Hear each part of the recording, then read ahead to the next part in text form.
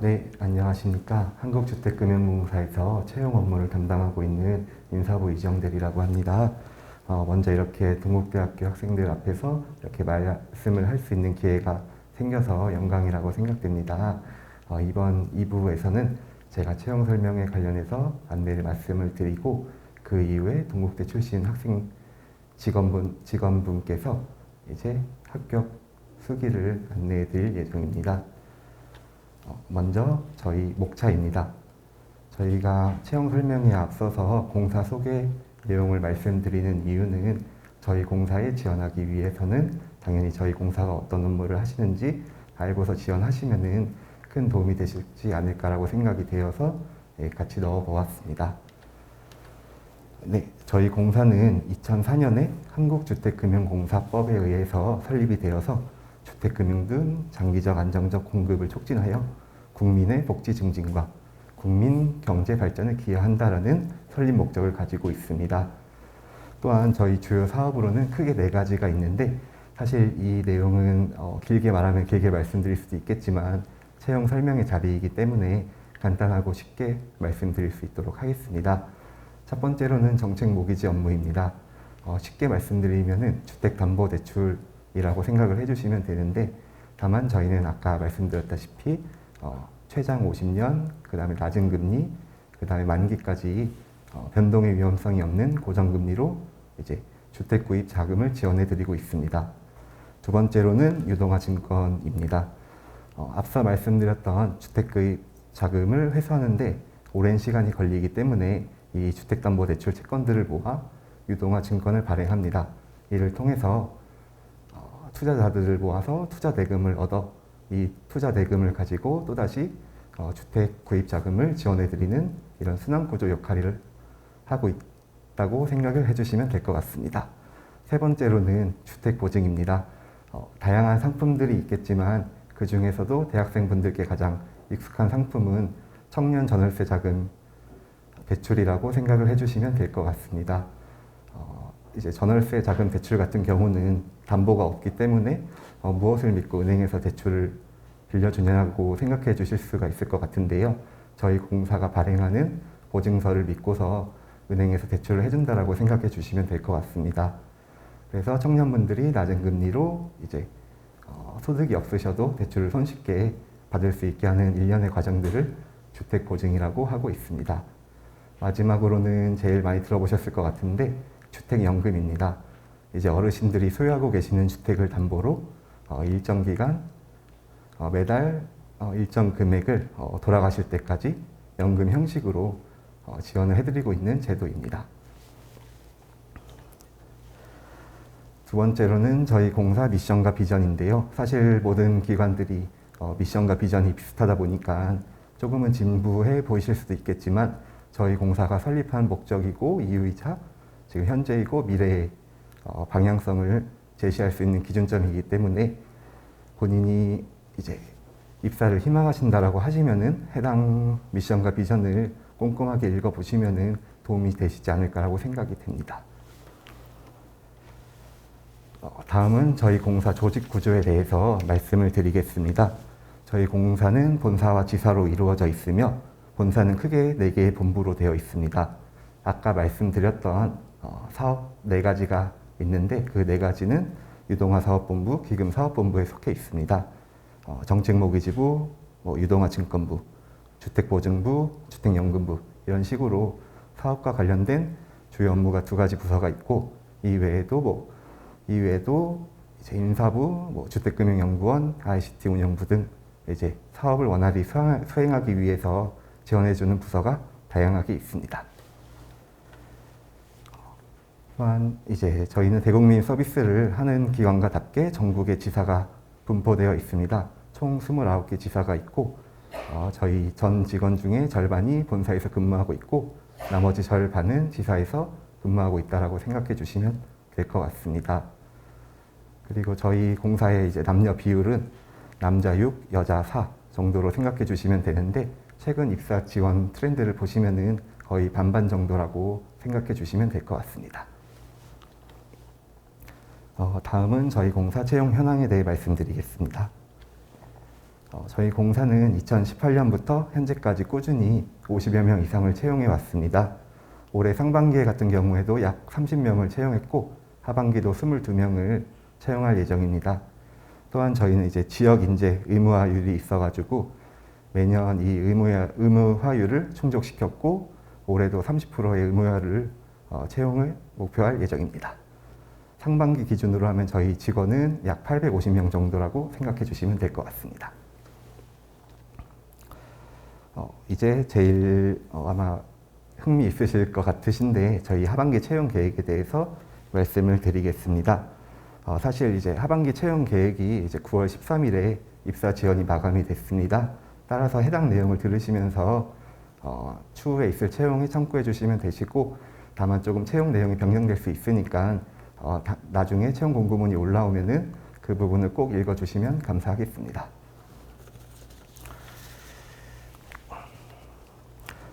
저희가 이제 말씀드리기 앞서서 인재상을 한 번 더 말씀드리는 이유는 이제 저희가 전형별로 인재상을 구체화한 평가 기준을 운영하고 있습니다. 그만큼 저희 공사가 필요로 한 사람은 인재상에 기반한 사람이라고 생각해 주시면 될 것 같습니다. 그래서 각 전형별로 이제 본인이 어떠한 인재상에 적합하는지 한 번 더 생각해 보시고 지원 준비를 하신다면은 좀 더 도움이 되시지 않을까라고 생각이 되고 있습니다. 또한 저희는 이제 직무 능력 평가 중심의 블라인드 채용을 실시하고 있습니다. 뭐 불필요한 학력이라든지 인적 사항 등을 제외하고 이제 직무 실력으로만 인재를 채용하고 있습니다. 이를 통해서 공공기관 최초로 3년 연속 공정 블라인드 채용 우수기관으로 선정이 됐고 앞으로도 저희 공사는 공정성과 객관성을 강화할 예정이니 많은 관심과 지원 부탁드리겠습니다. 지금 현재는 지금 서류 합격까지는 발표한 상황입니다. 그래서 10월 8일에 이제 필기를 보시게 될 거고 필기 합격자들은 11월에 1차 면접, 이제 뭐 11월 말이나 2월 초에 2차 면접을 보시게 될 거고 최종적으로 12월 26일에 입사하시게 될 예정입니다. 저희 공사는 이제 하반기에는 22명을 채용할 예정입니다. 수도권은 총 11명, 비수도권은 8명, 보호는 총 3명 해서 22명이 채용 예정에 있습니다. 사실 저희가 블라인드 채용이다 보니까 당연히 뭐 학력, 연령, 성별 등은 제한이 없고 누구나 지원이 가능하십니다. 또한 대학생 여러분 같은 경우에도 꼭 졸업자나 졸업 예정이 아니더라도 재학생 신분으로도 지원이 가능하시기 때문에 많은 지원 부탁드리겠습니다. 다음은 저희 채용 절차입니다. 채용 공고부터 시작해서 서류 전형, 필기 전형, 면접 전형이 모두 마치고 선발을 이루는 절차에 이르고 있습니다. 다음 페이지부터는 각 전형별로 자세하게 안내 드릴 수 있도록 하겠습니다. 첫 번째는 서류 전형입니다. 직무 능력 기술서, 직무 적성 기술서 이렇게 두 가지를 작성하시게 될 텐데 직무 능력 기술서는 직무와 관련된 교육사항이라든지 경험, 경력사항 등을 작성해 주시면 되시고 직무 적성 기술서에 같은 경우에는 지원 동기 등 공사 자소서 내용을 작성해 주시면 되십니다. 이번 하반기 기준으로 말씀을 드리면은 기존에 40배 수였는데 이번의 경우에는 적부로 저희가 서류를 심사를 변경을 하였습니다. 그래서 불성실 기재자들을 제외하고는 전원 합격 처리를 하였습니다. 이제 서류 전형에 합격하신 분들은 필기시험을 보시게 될 텐데 필기시험은 서울과 부산에서 동시에 진행될 예정입니다. 다만 IT 직렬의 경우에는 필기시험을 보시기 일주일 전에 온라인으로 코딩 테스트 시험을 보시게 될 예정이오니 해당 부분 참고 부탁드리겠습니다. 이제 필기시험 같은 경우는 IT 경우는 전공 객관식만을 보시게 될 거고 행정 직렬의 경우에는 전공 객관식과 금융, 경영, 경제 상식을 보시게 될 예정입니다. 평가 내용과 관련해 가지고 저희가 작년 같은 경우까지는 논약술이 포함이 됐는데 올해 상반기부터는 이제 모든 문제가 객관식으로 출제되오니 이 부분 참고 부탁드리겠습니다.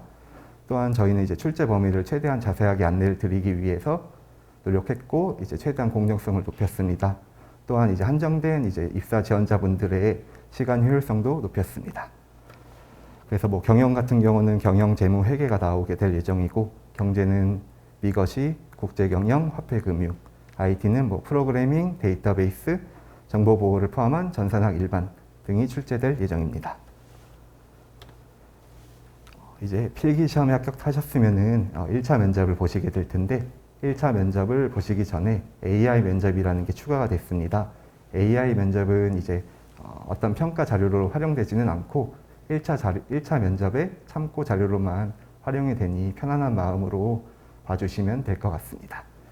1차 면접은 크게 3가지가 있습니다. PT 면접, 심층 면접, 토론 면접. PT 면접 같은 경우는 관련 전공 주제에 대해서 PT 문제를 그 당일에 부여를 해드립니다. 그러면은 PT 주제를 준비를 하시고 PT 면접장에 들어가셔가지고 면접위원들에게 PT 주제를 발표하고 질의응답을 받는 형식이라고 생각해 주시면 될 것 같습니다. 두 번째로는 심층 면접인데요. 서류 전형에 쓰셨던 자기소개서를 기반으로 하셔서 이제 직무 능력 평가 정도를 평가하는 내용이라고 생각해 주시면 될 것 같습니다. 마지막으로 토론 면접은 시사 이슈나 특정 상황을 제시하고 나면은 5명에서 6명의 면접자들이 이제 자유롭게 토론하는 과정을 저희 면접관들은 일체 뭐 터치 없이 지켜보면서 평가할 예정입니다. 이 또한 이제 인재상에 부합하는 평가 과정을 거치고 있으니까 본인에게 맞는 인재상을 한번 확인해 보시면서 준비하시면 도움이 되시지 않을까라고 생각이 됩니다.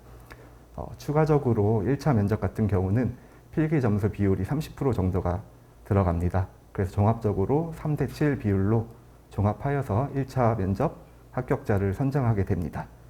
1차 면접에 합격하시게 되면 2차 면접을 보시게 될 텐데요. 주로 뭐 인성이나 창의성 등을 평가하여 최종 합격자를 선정하고 있습니다.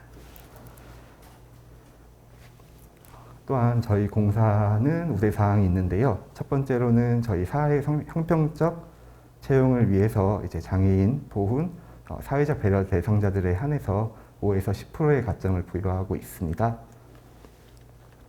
또한 전문 자격증 소지자들의 경우에는 필기 전형에 한해서 우대 점수를 주고 있습니다.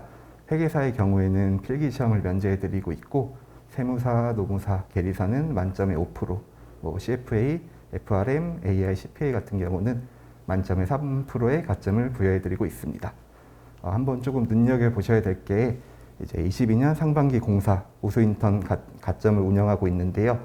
올해 상반기에 인턴을 하셨던 분들 중에 우수 인턴로 선발되신 분들은 면접 전형 1, 2차에 만점에 5%의 가점을 부여해드리고 있습니다. 그만큼 이제 내년에 있을 상반기와 하반기에 인턴 채용에도 많은 관심을 조금 부탁드리겠습니다. 이 외에도 뭐 채용 할당제라든지 채용 목표제를 운영하고 있고, 양성평등 채용 목표제라고 해가지고 특정 성별이 30% 미만이 되면은 추가 합격을 시키는 제도라고 생각해 주시면 될 것 같습니다. 이제 저희 공사에 입사하시게 된다면 근무 조건에 대해서도 궁금해 하실 텐데요. 저희 공사에 입사를 하시게 되면은 종합직원 5급으로 입사하게 될 예정이며 3개월 이내에 수습 기간을 거친 후에 이제 부적격자를 제외하고 이제 수습 해제가 되실 예정입니다. 근무지는 아까 말씀드렸다시피 주로 본사 및 전국지사로 배치가 될 예정이고, 이제 연봉에 대해서도 궁금해 하실 것 같으신데 기본 연봉은 4,300여만 원 정도 되고, 이거는 이제 성과급이라든지 시간의 수당이라든지 이런 법정 수당을 제외한 기본 연봉이라고 생각해 주시면 될 것 같습니다. 그래서 이런 부분들을 좀 더 추가하면은 이 금액보다는 좀 더 높게 받으신다라고 생각해 주시면 될 것 같습니다. 또한 저희 공사는 이제 2년 단위 순환근무를 시행하고 있습니다. 다만 이제 최대한 개인의 희망이라든지 고충사항, 역량 등을 배려해가지고 최대한 배려해서 배치하려고 노력하고 있습니다. 이 외에도 저희가 자기 개발을 많이 하고 있어가지고 뭐 자기주도 개발 연수라든지 야간 대학원이라든지 이런 부분을 많이 지원하고 있고, 저희가 혹여나 이제 연고지가 없는 곳으로 배치가 된다 하더라도 해당 지역에 합숙소나 오피스텔을 제공하고 있으니 주거 불안정성은 크게 걱정하지 않으셔도 될 것 같습니다. 이외에도 뭐 저희 본사에 보시면은 체력 단련실도 있고 직장 어린이집도 있고 뭐 법인콘도 복지 포인트도 다 기본적으로 복리후생으로 제공해 드리고 있으니 많은 관심 부탁드리겠습니다. 저의 채용 설명회는 이것으로 마치고 이게 조금 기회가 되어가지고 나중에 저희 공사에 입사하셔서 조금 인사드릴 수 있는 기회가 되셨으면 좋겠습니다. 감사합니다.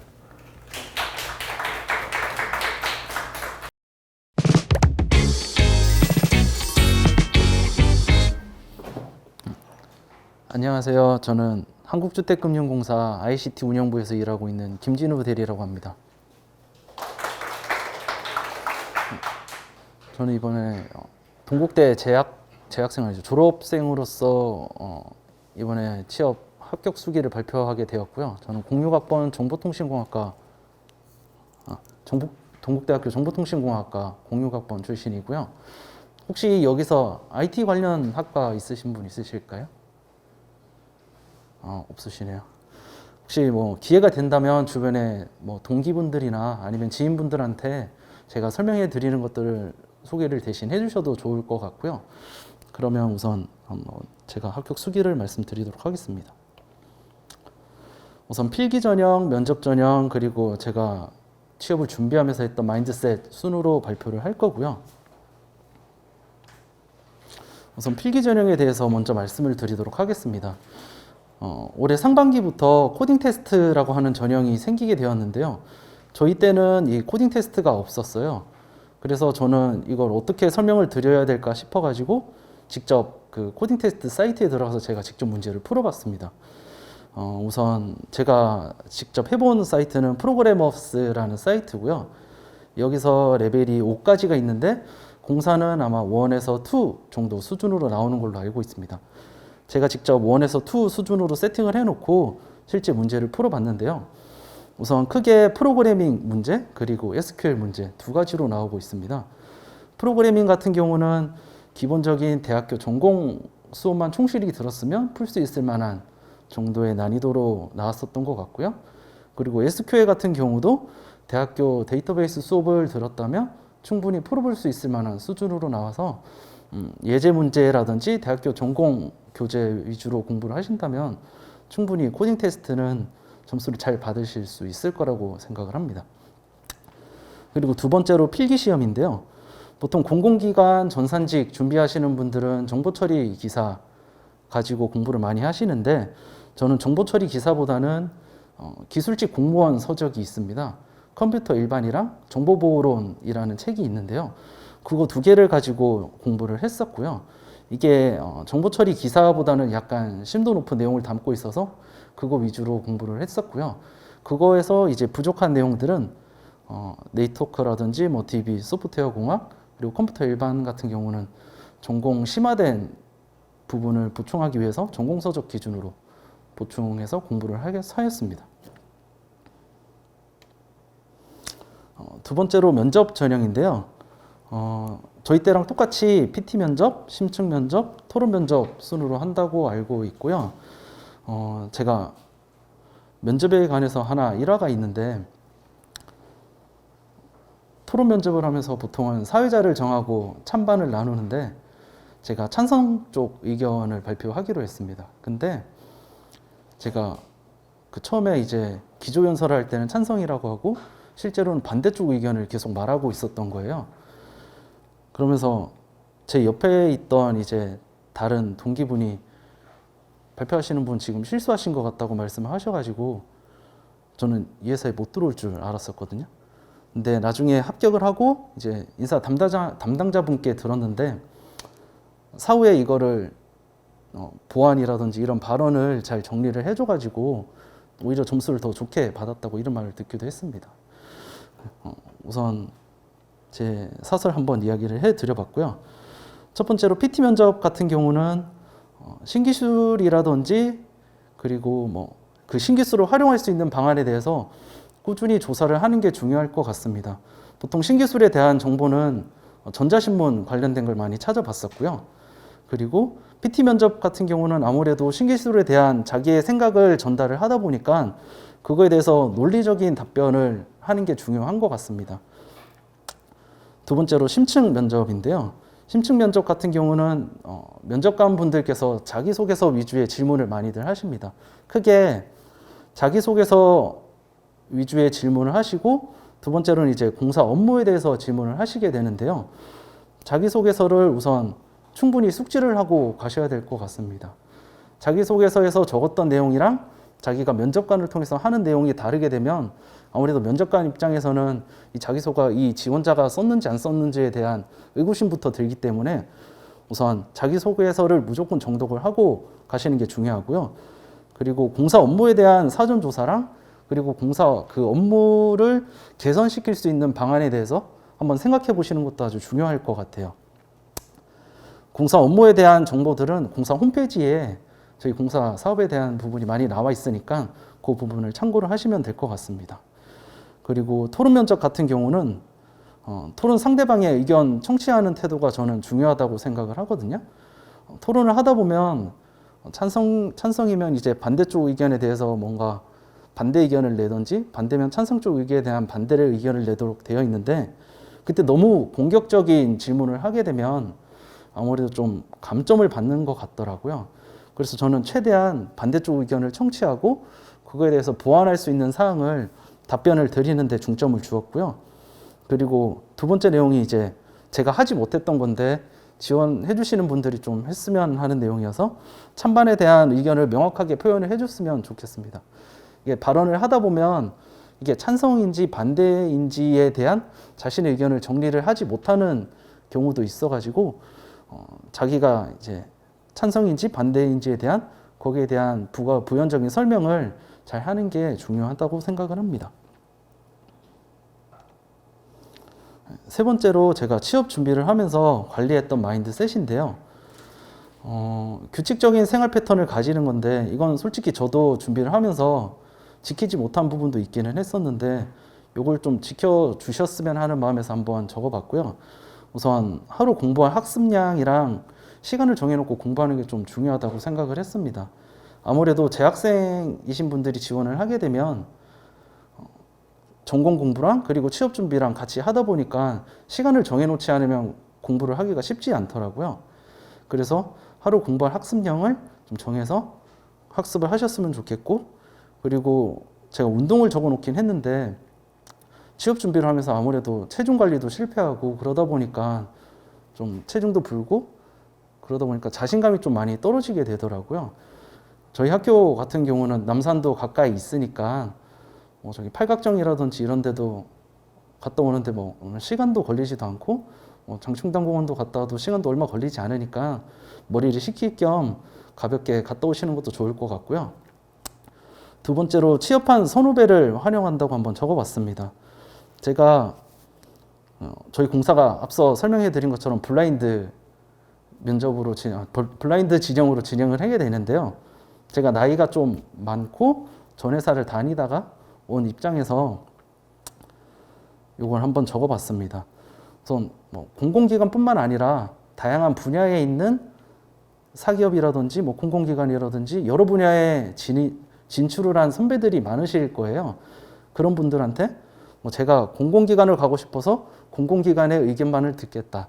사기업을 가고 싶어서 사기업만의 의견을 듣겠다. 이거는 저는 그렇게 좋지 않은 생각으로 하고 있고요.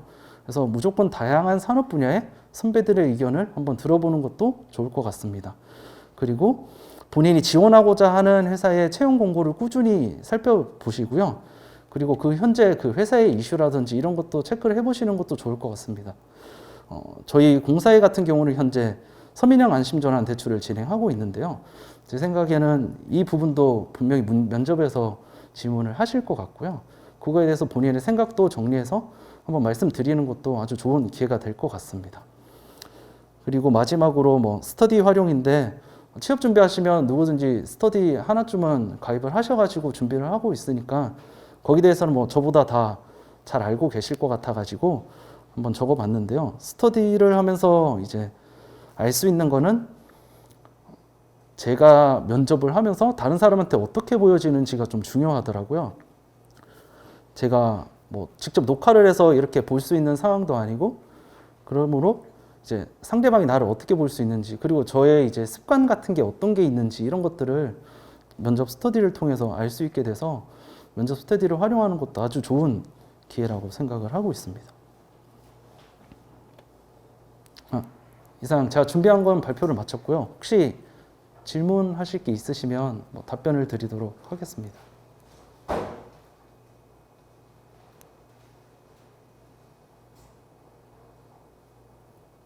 네, 없으면 이만 마치도록 하겠습니다. 감사합니다.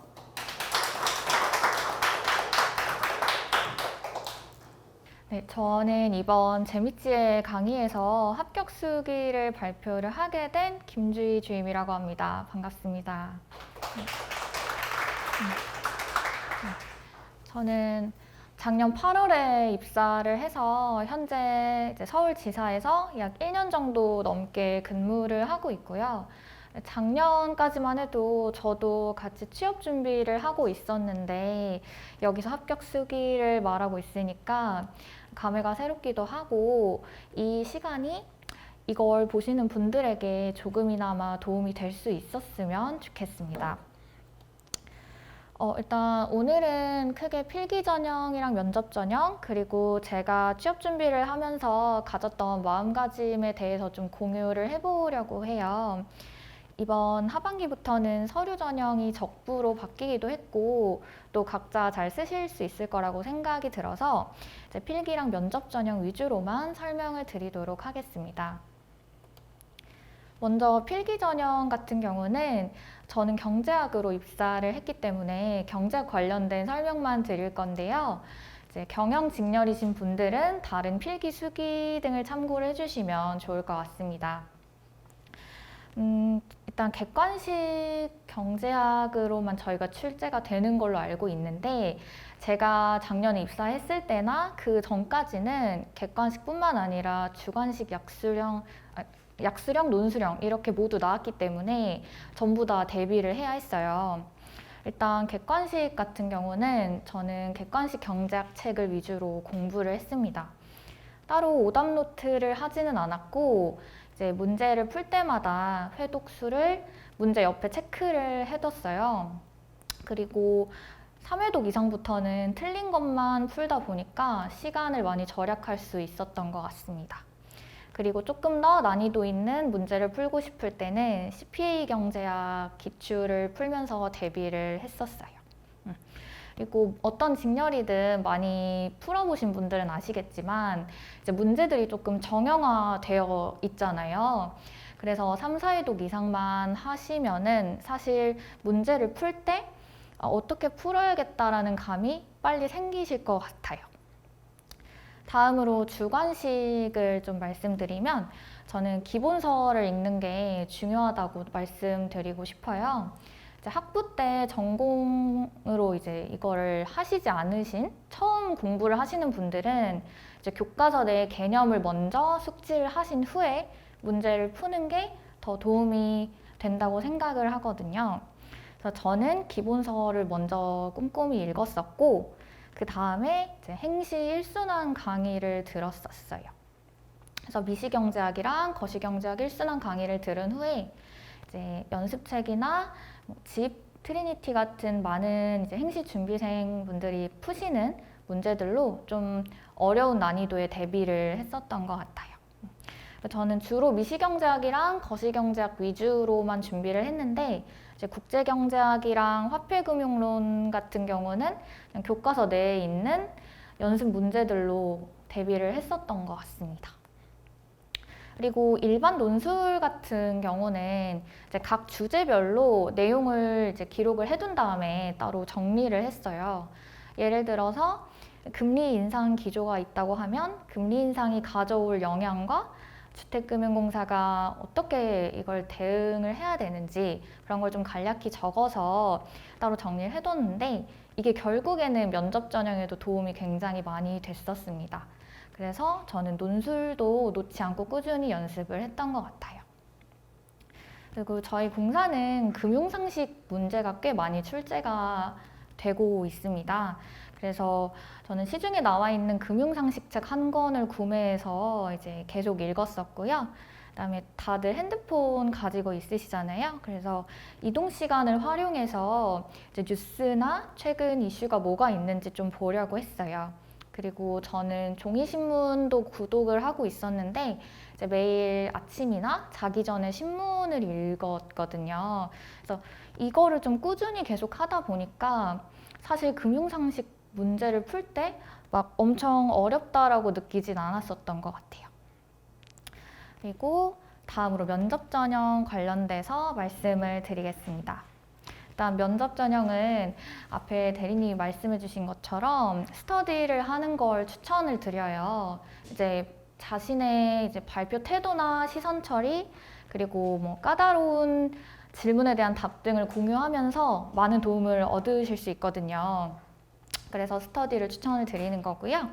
일단 PT 면접 같은 경우는 이제 기획력이나 논리성, 발표력 등을 보는 것 같은데 이제 주어진 시간 안에 주제에 대해서 명확하게 말을 해야 되는 면접이다 보니까 난이도가 다소 좀 있고 많은 취준생들이 어려워하는 부분인 것 같아요. 특히 저희 공사는 PT 면접의 배점이 조금 더 높기 때문에 공사를 희망하시는 분들은 PT 면접을 위주로 많이 준비를 해주셔야 될 것 같은데요. 일단 저는 시간을 정해서 서론, 본론, 결론을 정리한 후에 말하는 연습을 계속 반복했어요. 그래서 정말 목이 쉴 정도로 계속 말하는 연습을 많이 했었던 것 같고, 그리고 이제 PT 면접이 전공을 기반으로 해서 나오기 때문에 사실 필기를 봤다고 해서 전공 공부를 놓으시면 안 되고 계속해서 공부는 좀 해주셔야 될 것 같아요. 그 다음에 심층 면접은 이제 공사에 대한 이해도나 직무 능력, 인성 등 다양한 부분을 본다고 생각을 해요. 그래서 당연한 말이지만 자기소개서를 정독을 하셔야 하고, 저는 스터디원들이랑 자기소개서를 돌려보면서 예상 질문 등을 좀 추출을 했었는데, 이런 자기소개서 기반의 질문뿐만 아니라 일반적인 인성 관련된 질문에 대한 답도 어느 정도 준비를 해주셔야 될 것 같아요. 그냥 아무런 준비도 하지 않고 면접관이 하는 말에 즉흥적으로 대답을 잘 하시는 분들은 정말 드물다고 생각하거든요. 그래서 어느 정도는 예상 답변을 준비를 해두시는 게 좋을 것 같습니다. 그리고 저는 공사 상품이나 업무, 최근 공사 이슈 등에 대해서도 다양하게 공부를 했었는데요. 이제 공사 홈페이지나 블로그, 유튜브 등을 참고하시면 정말 많은 양질의 정보들이 제공을 해주고 있어요. 그래서 이런 거를 좀 참고를 해주시면 좋을 것 같습니다. 그다음에 토론 면접 같은 경우는 다들 근데 잘 하시는 것 같더라고요. 그래서 그냥 다양한 주제를 가지고 스터디원들이랑 상호작용하면서 말하는 연습 정도만 하셔도 충분히 대비를 하실 수 있을 거라 생각합니다. 그다음에 제가 이제 취업 준비를 하면서 가졌던 마음가짐을 좀 말씀드리려고 하는데요. 첫 번째는 8시간 이상 꾸준히 공부를 하는 거예요. 저는 취업 준비를 할 때 사실 8시간 이상 공부하는 게 이제 말처럼 쉽지는 않았는데 그래도 공부 외적으로는 신경을 안 쓰려고 노력했던 것 같아요. SNS도 끊었고 유튜브 같은 것도 사실 뭔가 정보를 수집하기 위해서가 아니라면 절대 들어가지 않았거든요. 왜냐하면 이런 것들은 사실 취업하고서도 충분히 할 수 있는 것들이기 때문에 좀 공부 외적인 부분은 좀 제쳐두고 취업 준비에 매진을 하시는 게 좋은 것 같습니다. 다음 두 번째는 마음을 가볍게 먹어야 한다는 건데요. 이거는 좀 긍정적인 사고를 하는 게 좋다는 뜻에서 이렇게 적어둔 거예요. 이제 저는 결과가 어떻게 나오든 그거 하나하나에 너무 크게 무게를 두지 않으려고 했던 것 같아요. 그래서 일희일비하지 않는 태도랑 이제 오히려 그냥 합격한 후에 내 모습을 상상하면서 좀 긍정적이고 밝은 사고를 가졌더니 결국 저한테 더 좋았던 것 같거든요. 그래서 항상 마음을 너무 무겁지 않게 가져가시면 좋겠습니다. 마지막으로는 쉴 때는 쉬는 건데 이제 집중이 안 되는데 마냥 붙잡고 있다고 이게 좋은 결과로 이어지진 않더라고요. 그래서 스트레스가 좀 과도하다 싶을 때는 이제 푹 쉬어주는 것도 중요한 것 같아요. 그래서 각자 다르시겠지만 뭐 운동을 하거나 맛있는 걸 먹는다거나 하는 걸로 좀 스트레스를 풀 수 있는 것 같은데 이제 그렇다고 이제 마냥 너무 쉬라는 말씀은 아니고 이제 휴식이 과해지면 결국에 집중력이 깨지더라고요. 그래서 각자 밸런스에 맞춰서 하시면 될 것 같습니다. 그리고 제가 마지막으로 드리고 싶은 말씀만 하고 마무리를 하도록 하겠습니다. 일단 저도 작년까지만 해도 취업 준비를 계속 하고 있었고 이제 여러분들이 정말 하루하루 치열한 경쟁 속에서 이렇게 노력하시는 게 정말 힘들 거라는 거를 너무 잘 알아요. 저도 이제 취업 준비하면서 몸도 마음도 많이 상했었고 이제 남들이랑 비교도 하게 되고 노력한 만큼 결과가 안 나오니까 서러울 때도 많았거든요. 근데 이게 정말 당연한 것 같아요.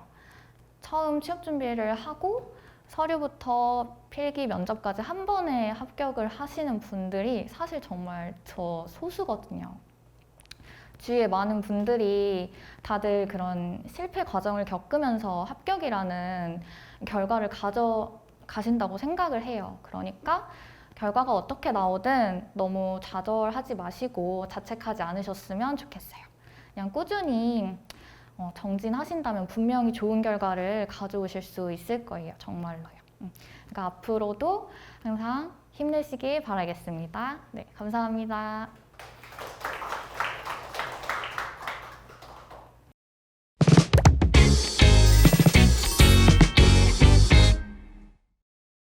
안녕하세요. 소개받은 홍희정입니다. 빅데이터로 보는 주택금융에 대해서 저는 발표를 할 건데요. 저는 빅데이터 전문가는 아니고 저는 사회과학자이고 행정학을 전공한 사람입니다. 혹시 사회과학 전공하신 분 계실까요? 반갑습니다. 혹시 무슨 과세요? 네. 행정학과세요? 저도 행정학과 출신입니다. 굉장히 반갑네요. 행정학을 공부한 사람이 주택금융공사에서는 무슨 일을 할까 저희 후배들은 굉장히 궁금해했었는데요. 저는 빅데이터를 활용할 때 제가 보통 이제 보고자 하는 부분의 분석 틀로 주로 활용을 하는데요. 빅데이터를 가지고 수치를 가지고 뭔가를 이렇게 숫자를 내고 이런 것도 의미가 있지만 저희 사회과학을 전공한 사람들은 그 숫자를 통해서 우리 사회에 어떤 영향을 미칠 수 있는지 그리고 앞으로 그걸 통해서 우리가 무엇을 예측할 수 있는지를 보는 그런 부분에 좀 더 중점을 두고 저희들은 연구를 진행하곤 합니다. 그래서 저는 저희 주택금융연구원에서 제가 주로 맡은 부분은 이제 주거 복지에 관한 부분, 그 다음에 주택 정책에 관한 그런 연구들을 수행을 하는데요.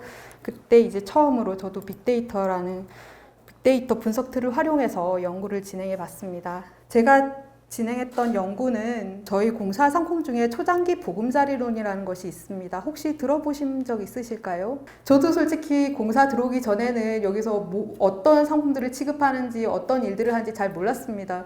근데 저희 공사에서 이제 주택연금이라든지 그다음에 이제 신혼부부나 이제 최근에 이제 저희가 집을 사기가 굉장히 어려워졌잖아요. 그래서 청년들이 집을 살 수 있게 좀 더 편하게 살 수 있게 이제 접근성을 넓혀주고 주거권을 확대해주는 이제 그런 상품인데요.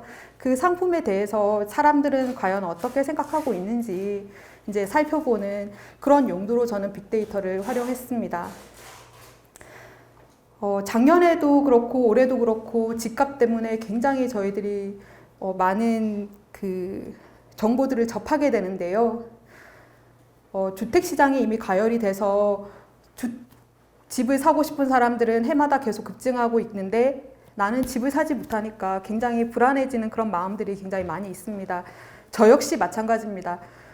작년에 샀어야 되나, 올해는 샀어야 되나. 근데 사실 뭐 돈이 없어서 작년이고 올해고 살 수 없었는데 그런 사람들을 위해서 나온 게 저희 공사 상품인데요. 집을 사고자 하는 사람들한테 이제 집을 살 수 있는 그런 선택을 확대해주는 그런 방향을 낸 것이 지난 정부에서 초장기 정책 무기지 제도입니다. 최장 40년까지 해서 집을 사고 싶은 사람들이 40년 동안에 이제 그 상품을 이용할 수 있도록 하는 그런 상품입니다. 근데 집을 사고자 하는 사람들이 바로 내가 돈이 많아서 집을 사면 좋지만 그렇지 않을 경우에는 이제 이걸 좀 나눠서 살 수 있는 그런 방법들이 이제 방법 중에 하나인데요. 기존에 저희 상품 보금자리론이라는 것이 있는데 최장 30년까지 됐습니다. 그래서 얼마나 더 기한을 연장해주면 이걸 이용하고 싶습니까? 라고 물어봤을 때 보통 35년에서 40년 또는 40년이라고 이렇게 대답하신 분들이 굉장히 많았어요. 그래서 정부에서 작년 7월에 전격 도입을 했습니다. 이 연구를 하기 위해서 제가 처음에 먼저 이렇게 시범 삼아서 해본 건데요. 지금 나와 있는 이 데이터는 공무원들이 사용하고 있는 해안이라는 분석 틀을 이용해서 이제 빅데이터 분석을 아주 짧게 해본 것입니다. 저희 공사에서 발간하는 이제 발행물에 아주 짧게 실기 위해서 제가 한 것이었는데 이때는 이제 분석 범위가 굉장히 좁아서 사실은 사람들이 이 초단기 보금자리론이라는 이 새로운 상품에 대해서 어떻게 생각하는지 깊이 있게 살펴보지는 못했습니다. 그렇지만 전체적으로 봤을 때 우리는 굉장히 이제 적극적으로 딱 좋은 상품을 출시를 했는데 실제 국민들이 봤을 때는 걱정을 많이 하고 있다라는 거를 이제 데이터를 통해서 확인할 수 있었습니다.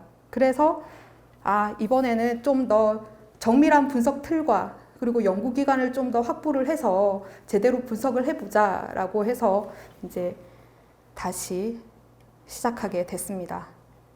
그러면 계속 빅데이터 얘기를 하는데요. 저도 사실 처음에 빅데이터 분석을 하기 전에는 이게 라지 데이터하고 정말 빅데이터하고 구분을 크게 못했는데요. 저도 어떤 수업을 통해서 이제 들었는데요. 빅데이터하고 라지 데이터의 가장 큰 차이점을 이제 햄버거를 살 때와 비유를 하면 된다고 합니다.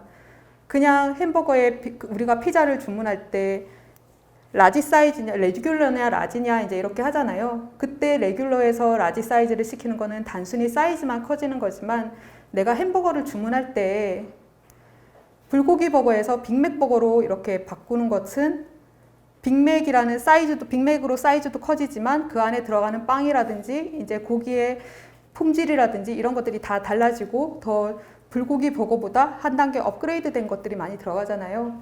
그렇게 이해를 하시면 될 것 같습니다. 그래서 우리가 빅데이터를 분석한다고 할 때 어떤 분들은 이제 그 데이터 양이 많지 않으면 그거 빅데이터 아니잖아 라고 말씀을 하시는데요. 꼭 그렇지는 않고 이 빅데이터라는 것이 단순히 사이즈만 의미하는 것은 아니다. 이제 그 부분을 알고 있으시면 앞으로 다른 연구하실 때도 많이 쓰실 수 있을 것 같습니다. 빅데이터가 다양한 부분에서 활용이 되고 있는데 주로 공공 부분하고 이렇게 민간 부분에서 어떻게 활용되는지를 살펴보면 보통 공공 부분에서는 어떤 시설물이라든지 위험 관리 시스템 이런 이상 감지 대응에서 사용이 되고요. 그리고 미래를 예측하고 어떤 상황을 이제 맞닥뜨리기 전에 어떤 것들이 있는지 살펴볼 때 많이 쓰이는데요. 구체적으로 해양수산부 같은 경우는 자연재해가 어떻게 일어나는지 그런 부분들을 빅데이터 예측을 통해서 살펴볼 수 있고요. 그 다음에 교통 같은 부분은 이제 휴대통화 이력을 통해 가지고 어떤 뭔가를 추적한다거나 그리고 경찰청 같은 데서도 이제 범죄 사건 추이들을 이제 빅데이터를 통해서 이제 추정을 해서 범죄를 예방하고 이제 그런 부분들에 많이 활용이 되고 있다고 합니다. 이제 민간 부분에서는 보통 이제 마트에서 상품 재고량 같은 거 추측하고 이제 향후에 고객이 얼마나 올 건가 예측하는 부분 그런 부분에서 많이 쓰이고요. 빅데이터 분석 방법에는 여러 가지가 있는데 그 중에서 저는 이 연구에서는 이제 몇 가지 그냥 소개만 드리려고 합니다. 제가 이 연구를 할 때 어떤 분석 기법들을 썼는지를 설명하기 위해서 앞에 이렇게 장황하게 설명을 했는데요. 먼저 텍스트 마이닝이라는 것이 있습니다. 이게 우리가 일반적으로 그냥 있는 정보들을 우리가 이렇게 가지고 있는 페이퍼로 가지고 있는 이런 정보들을 의미 있는 단어들을 찾고 의미 있는 것들을 찾아서 이제 하나의 정말 내가 알고자 하는 정보로 만들어주는 그런 분석 방법을 텍스트 마이닝 분석 방법이라고 볼 수 있을 것 같습니다. 그 외에도 뭐 시멘틱 네트워크 분석이 있고요. 이렇게 말은 굉장히 어렵지만 한번 읽어보시면 거의 비정형 데이터들을 이제 텍스트화 해가지고 그 관계들을 살펴보는 것, 그 네트워크의 관계를 살펴보는 것이라고 보면 되고요. 그다음에 저는 연구에서 중심성 분석이라는 것을 했는데 이 중심성 분석은 이제 SNS 분석 지표 중에 하나인 중심성은 소셜 네트워크에서 개인이 가지는 권력이나 영향력이라는 개념과 연결되어서 가장 많이 쓰이는 지표다. 그래서 이제 네트워크를 볼 수 있는 그런 것이라고 보면 됩니다. 이 그림을 보시면 솔직히 이해하기가 쉬운 분도 계시고 아닌 분도 계신데요. 나중에 본인이 스스로 분석을 하다 보면 굉장히 단순한 원리입니다. 나라는 사람이 어떤 사람과 얼마나 이제 영향력을 가지고 있는가, 그리고 내가 누구를 알고 있는가, 그리고 그 알고 있는 사람과는 또 어떻게 연결이 되고 있고 그 사람하고 중간에는 또 누가 있는가, 이렇게 사람과 사람 간에 이것을 노드라고 표현을 했을 때 그 연결이 어떻게 되어 있는가를 보는가를 이제 분석하는 것입니다. 군집 분석 같은 경우는 성격이 비슷한 것끼리 이렇게 하나의 단어들이 이렇게 모아서 모아두는 겁니다. 쉽게 얘기하면. 우리 친구들도 끼리끼리 모인다 그러잖아요. 비슷한 사람끼리 모이잖아요. 그것처럼 군집 분석이라는 것도 성격이 비슷한 사람들끼리 이렇게 모아놓는 거라고 이해를 하시면 굉장히 쉽습니다. 물론 그 안에는 복잡한 계산법들이 들어가는데요. 네, 그런 것들은 나중에 연구를 하시면서 알면 되고, 그다음에 의미 연결만 분석이라는 것이 있는데, 그렇게 모인 것들이 어떠한 성질을 가지고 어떠한 성격들을 가지고 모여 있느냐, 그거에 대해서 분석을 하고 그게 사회에 어떤 영향을 미치느냐는 것을 이제 분석하는 것이 의미 연결망 분석이라고 이해를 하시면 될 것 같습니다. 그리고 감성 분석은 우리가 쉽게 생각하는 이제 인터넷을 이제 이용을 할 때 댓글을 쓰지 않습니까? 그 댓글 같은 것들, 오늘 주택금융공사에서 하는 채용 설명회를 갔다. 지루해 죽는 줄 알았다. 지루하다. 이렇게 적을 수도 있고, 오늘 갔는데 어떤 저희 학교 선배가 나와서 이야기를 했다. 되게 감동적이었다. 이렇게 쓰실 수도 있고, 이제 이러한 감동이라든지 지루함 또는 기뻤다, 기쁨, 이러한 이제 감정에 대한 텍스처들을, 정보들을 추출을 해서 이제 의미 있는 결과를 도출해내는 것을 이제 감성 분석이라고 볼 수 있습니다. 그래서 제가 했던 초장기 보금자리론에 대해서 사람들이 어떻게 생각하고 있는지 그거를 감성 분석한 결과가 나중에 뒤에 나올 텐데요. 사람들이 처음에는 거부감을 굉장히 크게 가졌고 어떤 그 텍스처들이 이렇게 쭉 나오는데요. 왜 거부감을 가졌는가에 대한 이유들이 나옵니다. 거기 보면은 또 새로운 정책을 정부가 냈는데 거지 같다. 이제 거지 같다라는 표현이 부정적인 단어로 이렇게 도출이 되면서 이제 의미를 주고, 또는 이런 정책이 나왔는데 이제 드디어 나도 집을 살 수가 있다. 그래서 나는 너무 기뻤다. 이제 이런 것들이 또 그 기뻤다라는 단어를 통해서 이제 또 다른 의미 있는 것들을 도출해낼 수가 있습니다. 이러한 사람들의 생각이나 감정들을 이제 분석하는 것을 감정 분석이라고 볼 수 있습니다. 그러면 앞에서 제가 계속 얘기했던 초장기 보금자리론이라는 게 도대체 뭔지에 대해서 제가 아주 간략하게 그냥 설명해 드리도록 하겠습니다. 저희 회사 홈페이지에 보면 아주 설명이 잘 되어 있고요. 자격 요건은 만 39세 이하 청년 또는 신혼부부가 이용할 수 있고요. 신청 만료일 기준으로 해서 만 40세 미만이 이용할 수 있습니다. 대출 만기가 기존에는 30년이었는데요. 40년까지 늘어났고, 상환 방식은 원리금 균등 상환, 원금 균등 상환, 체증식 상환들이 있습니다. 저 같은 경우도 주로 장학금을 받고 학교를 다녀서 이런 상환 방식에 대해서 잘 몰랐어요. 전 여기 와서 알았습니다. 여러분들도 다 MF 장학금 받고 다니시잖아요. 아재 개그 한번 해봤습니다. Mother and Father Scholarship. 네. 그래서 이거 어떻게 돈 계산은 그래도 사람이 살아가면서 내 돈 나가는 건 잘 계산하고 살아야 됩니다. 그래서 원리금 균등이나 원금, 내가 이자랑 원금을 같이 갚아 나가느냐, 아니면 이자만 먼저 내고 갚아가 이제 원금을 차츰차츰 하느냐, 아니면 초기에는 그렇게 해서 내 부담을 줄이고 나중에 부담이 내가 좀 더 이제 일자리도 찾고 돈이 많아졌을 때 이제 내가 더 많이 내겠다. 이제 이런 방식들입니다. 이 방식 중에 고를 수가 있고, 원래 체증식 상환은 안 됐는데요. 2022년 7월 1일부터 만 39세 이하는 이제 가능하도록 저희가 제도를 개선했습니다. 이제 이런 것들도 다 기존의 이용자들의 반응을 보고 이제 제도들을 다 수정을 하곤 합니다. 이제 취급금융기관은 이제 기존의 보금자리론 취급금융기관과 동일합니다. 이용 현황은 처음에 사람들은 굉장히 우려했어요. 근데 막상 이렇게 뚜껑을 열어보니 2021년 7월 처음 시행할 때는 약 2% 정도에 불과했는데 지금 2022년 6월 현재 기준으로 봤을 때는 약 17.59%를 차지하고 있습니다. 근데 이 수는 앞으로도 계속 증가할 것으로 보이고요. 그러면 지금까지 이용한 사람들의 만족도는 어땠는지 이제 간략하게 살펴보니까 상품 측면에서 그리고 대출 업무 프로세스 측면에서 내가 어떠했다라는 만족도를 표현했을 때 대체로 만족하고 있는 것으로 나타났고 내가 다른 사람한테도 추천을 하겠다라는 의향도 약 92%로 나와서 굉장히 높은 수준으로 나타났습니다. 선행 연구는 거의 없습니다. 주로 제가 쓴 거 있고요. 제가 쓴 논문과 제가 쓴 보고서가 있고 그 다음에 금융연구원에 계신 연구위원이 쓰신 책이 있는데요. 그거에 더해서 이제 최근에 제가 했던 이 연구가 있습니다. 외국에서는 굉장히 많이 이용되고 있고요. 근데 영국하고 일본에서는 이제 월 부담금을 낮추기 위해서 대출 기한을 계속 늘려가는 그런 행태들을 보이고 있고, 유럽 국가 같은 경우는 이제 좀 차이가 있는데, 남유럽 같은 경우는 대체로 이제 향후 리스크를 좀 줄이려고, 왜 사람들이 일단 집을 샀는데 계속 대출금을 못 갚는 겁니다. 아니면 너무 빨리 돈을 갚아버려서 은행이 돈이 안 되는 거예요. 그래서 조기 상환할 경우에 뭐 벌금을 부과한다던가 이제 그런 액션들을 취하고 있고요. 북유럽 같은 경우는 굉장히 좀 특이한데요. 북유럽은 우리나라랑 많이 다른데 만기 기한이 매우 길어요. 저는 개인적으로 스웨덴에서 유학을 했는데 거기는 만기 기한이 105년입니다. 원래는 140년이었는데요. 사람들이 이제 집값을 갚을 생각은 안 하고 계속 놀러 다니고 그냥 거기는 이게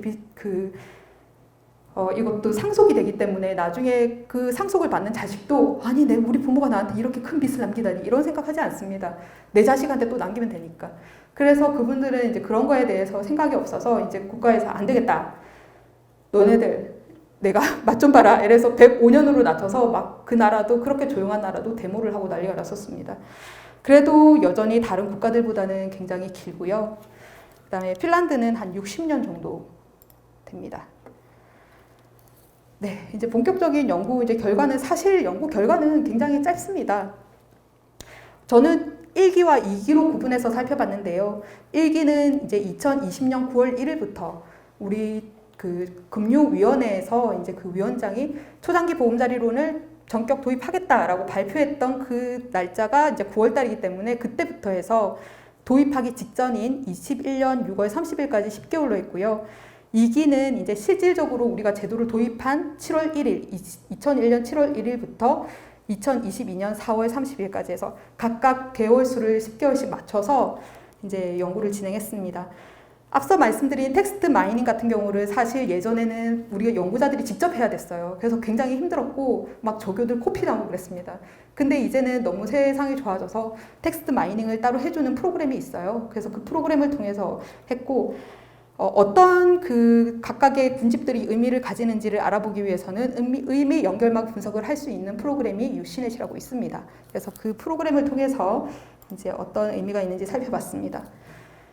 초장기 보금자리론 관련한 단어를 추출했을 때 약 18,000개 정도 단어가 추출이 됐고요. 사실 그렇게 많은 단어는 아닙니다. 근데 이 제도 자체가 도입된 지가 얼마 안 됐고 사람들의 관심이 엄청 많은 건 아니기 때문에 사실 이 단어가 이렇게 적게 추출이 됐지만 거의 전수조사기 때문에 의미가 있고요. 1기에서는 약 9,600개, 2기에서는 9,000개 정도로 해서 1기가 더 많이 검색이 됐었어요. 그러니까 그만큼 사람들이 새로운 제도에 대해서 막 관심을 가지고 욕을 하고 막 이러지만 그것도 사실은 관심이 있는 겁니다. 그래서 어떤 건지 알고 싶은 거죠. 그런 마음들이 이제 이렇게 단어들을 이제 쳐보는 것에서 나타난다라고 저는 생각을 하고요. 단어 총 상위 200개를 뽑았는데 그 중에서 또 99개를 뽑아서 저는 분석을 했고 이 중에서 그냥 실은 것은 이제 8위까지만 실었는데요. 1기에서는 모기지, 금융, 대출, 보금자리, 만기, 주택 이 순으로 높게 나타났고요. 2기에서는 대출, 모기지, 보금자리, 금리, 만기, 금융 뭐 이런 식으로 나타났습니다. 보면은 1기에서는 우리가 일반적인 그냥 그 초장기 보금자리론에 대해서 궁금해하는 사람들이 초장기 보금자리론 이렇게 네이버에 대해서 딱 쳤을 때 나오는 이제 그런 정보들을 가지고 하는 건데요. 대부분의 사람들이 모기지가 뭐지? 그럼 초장기 금융? 금융 뭐지? 만기가 언제라고? 만기 40년? 이렇게 검색을 한 것들이 나온 거고요. 2기에서는 보면은 대출, 모기지, 금리, 그리고 보금자리, 만기의 순으로 높게 나타나는 걸로 봐서는 실질적으로 이 제도를 이제 이용하는 사람들이 제도를 도입한 이후에는 이용하는 사람들이 더 많이 관심을 가지고 검색을 많이 했다라고 볼 수 있을 것 같습니다. 여기에서 또 연결 중심성과 위세 중심성이라는 게 있는데요. 연결 중심성은 이제 이 점수가 높을수록 서로 간의 관계가 매우 끈끈하다. 그 단어가 사람들이 굉장히 주의 깊게 도출한 단어다. 이제 그거를 볼 수 있는데요.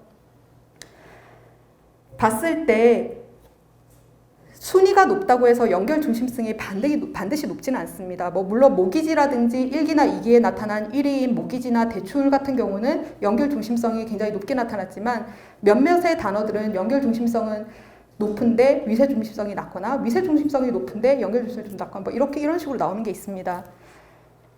이제 그런 것들은 더 중요한 순으로 이제 그 순서가 바뀌었다라고 보시면 될 것 같고요.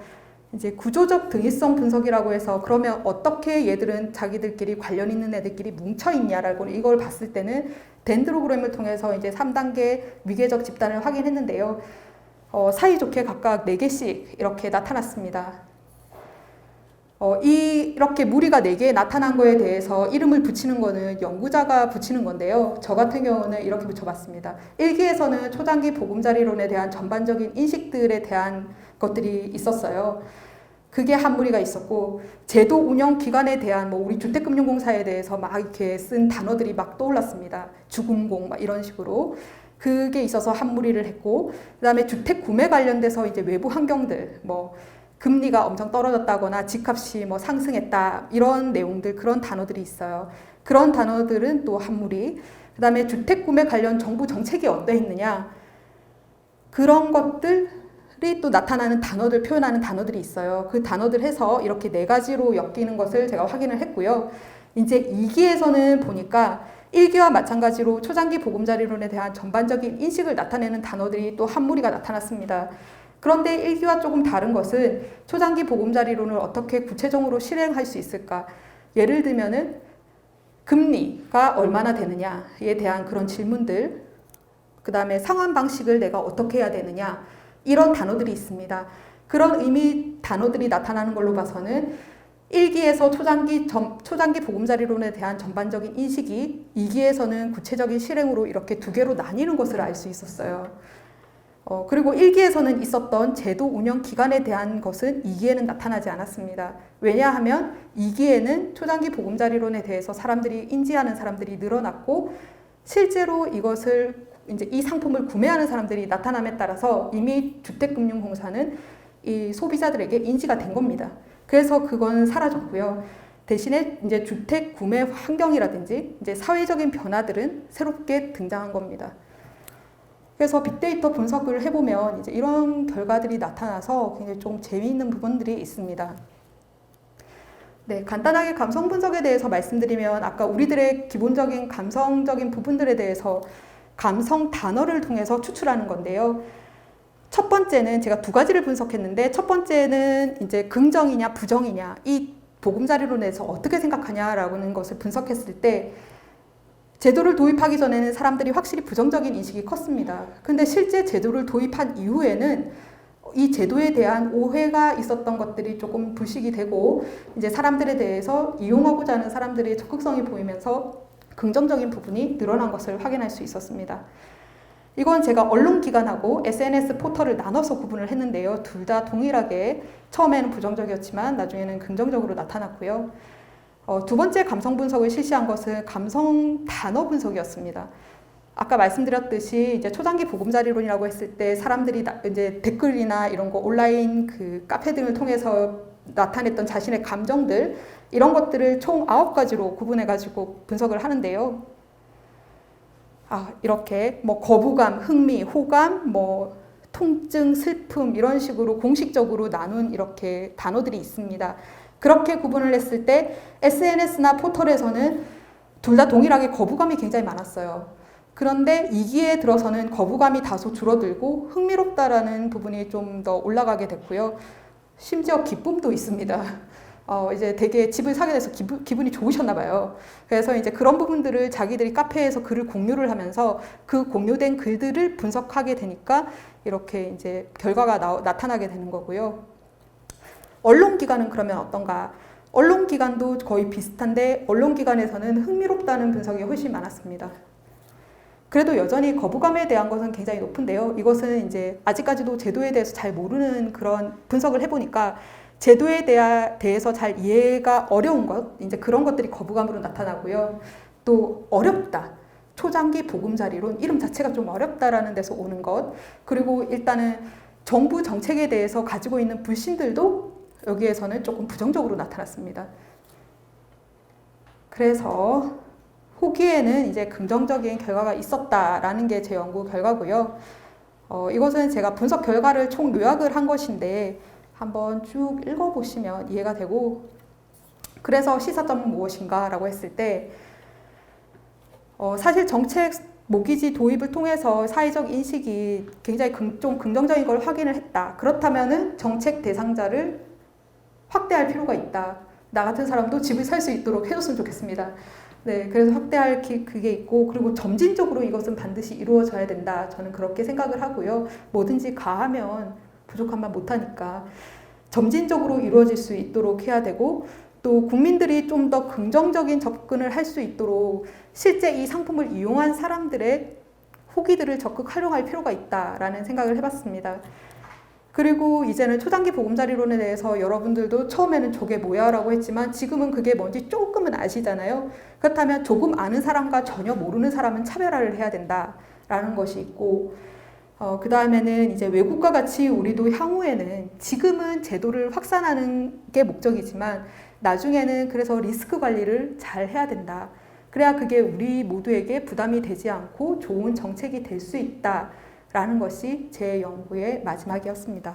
네, 그러면 마지막으로 저도 이제 면접 팁을 하나 드리고 끝내도록 하겠습니다. 공공기관에 입사를 할 때 저는 원래 면접을 굉장히 많이 봤는데요. 외국에서도 면접을 많이 봤습니다. 그때 굉장히 제가 쇼크 받았던 것 중에 하나, 당신의 논문이 사회에 어떤 기여를 하는가. 저는 그 부분에 대해서는 한 번도 생각을 해본 적이 없어요. 저는 이래서 제 연구는 이래서 결과가 이렇습니다. 이것만 생각을 했지, 이게 내가 내 친구에게, 우리 가족에게, 우리 사회에게 어떤 영향을 줄 수 있고 그것이 어떤 긍정적인 메시지를 줄 수 있느냐라는 질문을 받은 적이 있습니다. 그래서 꼭 우리 공사뿐만 아니더라도 나중에 혹시 그런 질문 받으실 수 있으니까 생각을 하셨으면 좋겠고, 또 제가 합격하게 된 가장 결정적인 것은 그거였습니다. 공공기관 채용에서는 자기 자신의 이름을 말하면 안 되는데, 저는 제가 항상 이제 교직 채용을 받기 때문에 저는 항상 먼저 제 이름을 말하고 시작하는 거였기 때문에 들어가자마자 안녕하십니까, 저는 지원자입니다 뭐 이래야 되는데 안녕하십니까, 지원자 홍 이런 겁니다. 그래서 저 순간적으로 머릿속이 깜깜해지고 이거 어떻게 해야 되나. 자기 이름을 말하면 어떤 기관에서는 바로 나가라고 하시거든요. 그래서 바로 그냥 안녕하십니까, 저는 홍, 중간 이게 숨 고르시고 다들 눈이 동그랗게 떠 있는데 길동입니다 라고 했더니 이사님께서 아주 좋아하셨습니다. 그래서 저는 뼈를 묻겠다고 하고 입사에 성공했습니다. 여러분들도 뭔가 이렇게 면접을 보실 때 혹시나 실수를 하시게 되면 이제 이후에 나오시는 선배님들께서 좋은 말씀 많이 해주시겠지만 당황하지 마시고 내가 어떻게 이 난관을 헤쳐나가야 될까 이렇게 생각하시면서 좋은 결과 있으셨으면 좋겠습니다. 감사합니다.